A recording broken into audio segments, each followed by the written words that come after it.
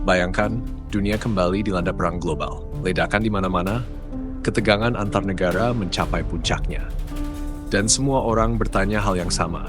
Kalau perang dunia ketiga meletus, kemana kita bisa lari untuk bertahan hidup?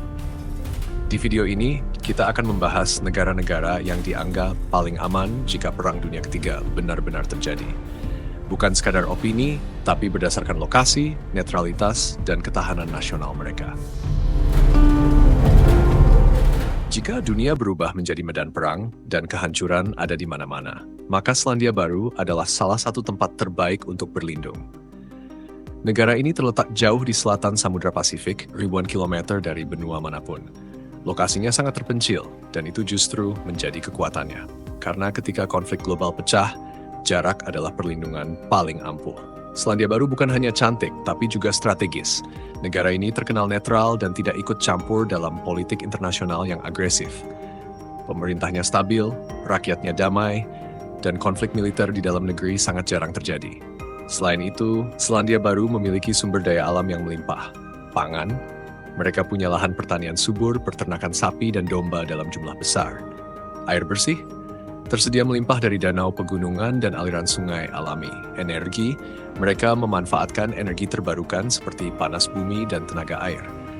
Tidak heran jika banyak orang kaya dunia diam-diam membeli properti di sana.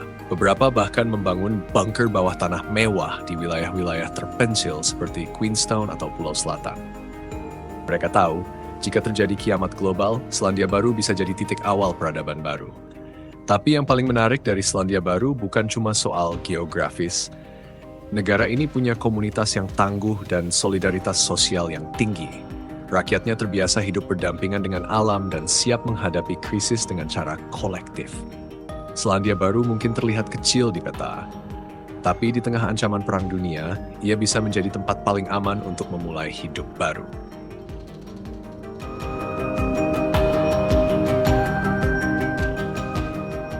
Jika ada satu negara yang sudah terbukti mampu menjaga diri dari kekacauan dunia selama berabad-abad, maka Swiss adalah jawabannya. Negara kecil di jantung Eropa ini telah mempertahankan status netralnya, bahkan saat Perang Dunia Pertama dan Kedua mengamuk di sekelilingnya, Swiss tetap berdiri tegak, tenang, tidak tersentuh. Tapi kenapa Swiss bisa sedemikian aman? Pertama, karena netralitasnya dijunjung tinggi secara konstitusional. Swiss tidak tergabung dalam NATO dan tidak ikut campur dalam aliansi militer internasional yang bisa menyeret mereka ke konflik global. Mereka memilih berdiri di tengah, dan itu justru memberi kekuatan unik. Kedua, Swiss bukan hanya netral, tapi juga sangat siap. Negara ini memiliki ribuan bunker bawah tanah yang dibangun sejak Perang Dunia II dan terus diperbarui hingga kini. Bahkan secara hukum, setiap bangunan tempat tinggal di Swiss wajib memiliki akses ke ruang perlindungan bom. Diperkirakan kapasitas bunker di Swiss mampu menampung lebih dari 8 juta orang, hampir seluruh populasinya. Infrastruktur bawah tanah ini bukan main-main. Beberapa bunker dilengkapi ventilasi udara khusus, persediaan makanan, dan bahkan rumah sakit darurat. Bukan cuma tempat sembunyi, tapi bisa jadi tempat hidup selama berbulan-bulan. Lalu soal ekonomi. Swiss dikenal sebagai salah satu negara dengan ekonomi paling stabil di dunia. Sistem perbankan mereka sangat kuat, dijaga dengan ketat, dan menjadi pusat penyimpanan kekayaan global. Saat dunia runtuh, Swiss tetap punya fondasi yang kokoh untuk bertahan secara finansial. Dan jangan lupakan topografinya. Dengan lanskap pegunungan Alpen yang terjal dan sulit diakses, Swiss punya keuntungan geografis yang alami. Pegunungan ini bukan cuma indah, tapi juga jadi benteng pertahanan alami yang sulit ditembus. Tapi bukan berarti Swiss pasif. Negara ini menerapkan sistem wajib militer, di mana hampir setiap laki-laki dewasa menjalani pelatihan militer dasar. Senjata disimpan di rumah masing-masing sebagai bagian dari strategi pertahanan terdesentralisasi. Jika negara diserang, rakyat Swiss tidak lari, mereka siap bertahan. Swiss juga memiliki pasokan air bersih dari gunung, dan mereka sangat mandiri dalam hal pangan serta energi. Dalam masa krisis global, kemandirian ini menjadi aset yang sangat berharga. Singkatnya, Swiss adalah benteng yang tenang, tidak agresif, tidak mencari musuh. Tapi kalau ancaman datang, mereka tidak panik, mereka sudah siap jauh sebelum kita menyadarinya. Di tengah dunia yang penuh konflik dan ketegangan, Swiss berdiri sebagai simbol harapan bahwa ada tempat yang memilih damai, tapi tidak lengah.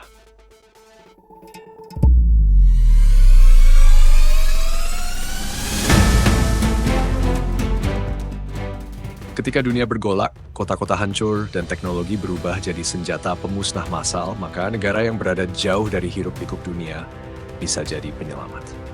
Islandia, sepulau terpencil di utara Samudra Atlantik, mungkin tidak masuk radar banyak orang.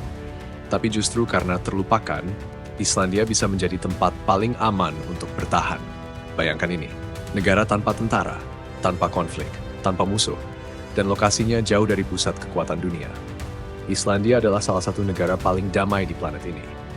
Sejak berdiri, negara ini tidak pernah terlibat dalam perang besar dan memilih untuk tidak memiliki angkatan bersenjata permanen. Pertahanannya hanya mengandalkan aliansi dengan NATO, tapi tanpa pasukan tetap di dalam negeri. Secara geografis, Islandia adalah anugerah. Negara ini berada di pulau terpencil di lingkar Arktik, dikelilingi oleh laut yang luas dan iklim ekstrem. Tidak ada negara di sekitarnya yang bisa mengancam dengan mudah. Dan karena letaknya jauh dari pusat-pusat militer seperti Eropa, Rusia, atau Amerika Serikat, kemungkinan Islandia terkena serangan langsung sangat kecil. Namun, jangan salah, Islandia bukan negara lemah. Justru karena keterbatasan itu, mereka sangat mandiri. Lebih dari 99% energi yang digunakan di Islandia berasal dari sumber daya terbarukan, terutama dari panas bumi dan tenaga air.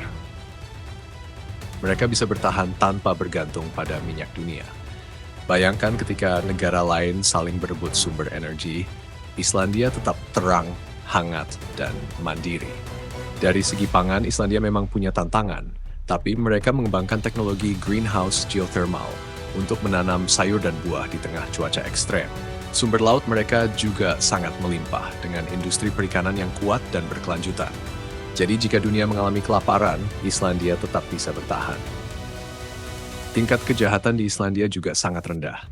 Dalam banyak tahun, negara ini sering mendapat predikat sebagai negara paling damai di dunia menurut Global Peace Index. Tidak ada konflik dalam negeri, tidak ada gerakan ekstrem, tidak ada milisi. Dan yang paling luar biasa, rakyat Islandia dikenal sangat kompak dan tangguh. Mereka terbiasa hidup dalam cuaca ekstrem, jauh dari dunia luar, dan sangat bergantung satu sama lain. Dalam kondisi darurat global, solidaritas sosial seperti inilah yang bisa menyelamatkan peradaban kecil. Islandia memang kecil, populasinya hanya sekitar 400.000 jiwa. Tapi justru karena kecil, negara ini lebih mudah dikelola dan dilindungi jika dunia di luar sedang kacau. Jadi, jika Perang Dunia Ketiga meletus dan semua pusat peradaban lumpuh, mungkin masa depan umat manusia bisa diselamatkan dari sebuah pulau terpencil yang tenang, damai, dan mandiri. Pulau yang terbentuk dari api dan es, tapi menjadi simbol harapan, Islandia. Ada tempat-tempat di dunia ini yang mungkin bisa menjadi tempat berlindung jika kekacauan global benar-benar terjadi. Tapi pada akhirnya, ini bukan soal tempat untuk melarikan diri. Ini adalah peringatan bagi kita semua bahwa dunia begitu rapuh dan perdamaian bukanlah sesuatu yang bisa kita anggap biasa. Karena ketika perang besar dimulai, tidak ada yang benar-benar menang. Semoga Perang Dunia Ketiga tidak pernah terjadi. Semoga negara-negara ini tetap menjadi lambang damai, bukan karena terpaksa jadi tempat pelarian, tapi karena dunia berhasil mencegah kehancuran itu terjadi. Dan semoga kita semua sebagai manusia bisa belajar dari mereka, belajar hidup sederhana, hidup dalam harmoni, dan berhenti saling menghancurkan sebelum segalanya benar-benar terlambat. Jika kamu merasa video ini membuka matamu atau setidaknya membuatmu berpikir ulang tentang dunia yang kita tinggali, jangan lupa untuk like dan share video ini, agar lebih banyak orang sadar bahwa kedamaian itu mahal dan harus dijaga bersama. Tulis pendapatmu di kolom komentar. Menurut kamu, apakah dunia kita masih punya harapan untuk damai? Dan kalau kamu ingin tahu lebih banyak tentang fakta-fakta dunia yang jarang dibahas, subscribe sekarang juga. Karena di channel ini kita akan terus menyuarakan hal-hal yang penting, tapi sering terlupakan.